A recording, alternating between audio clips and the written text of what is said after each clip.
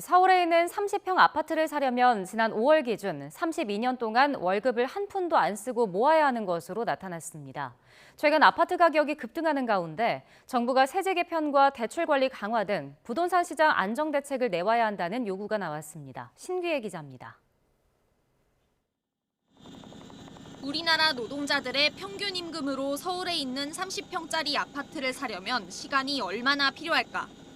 2003년에는 16년을 모으면 집을 살 수 있었지만 지난 5월 기준으로는 숨만 쉬고 월급을 모아도 32년이 걸리는 것으로 나타났습니다.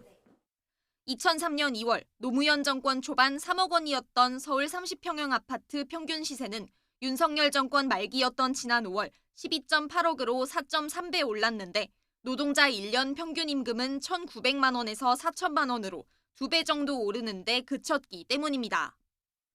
강남과 강남이 아닌 지역의 격차도 심해졌습니다.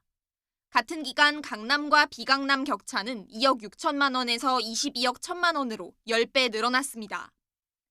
아파트 가격이 가장 크게 오른 건 문재인 정부 때로 정권 초반 5억 8천만 원이었던 서울 30평형 아파트 시세는 정권 말 12억 6천만 원까지 치솟았습니다. 강남과 비강남 아파트 사이 가격 격차가 가장 크게 벌어진 건 윤석열 정부 때였습니다.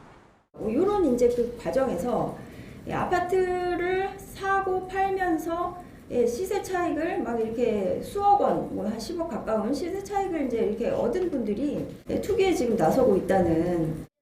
경실련은 최근 서울 아파트 가격이 폭등하는 가운데 이재명 대통령이 대선 기간 강조한 공급 확대 정책만으로는 시장이 안정되기 어렵다며 세제 개편 등의 대책 마련을 촉구했습니다. 종부세, 특별공제가 80%입니다, 최대. 이거 과거에 노무현 정부 때 최대 30%였습니다. 그래서 이러한 세제를 다시 예전으로 가서 공평과세를 하자는 거예요.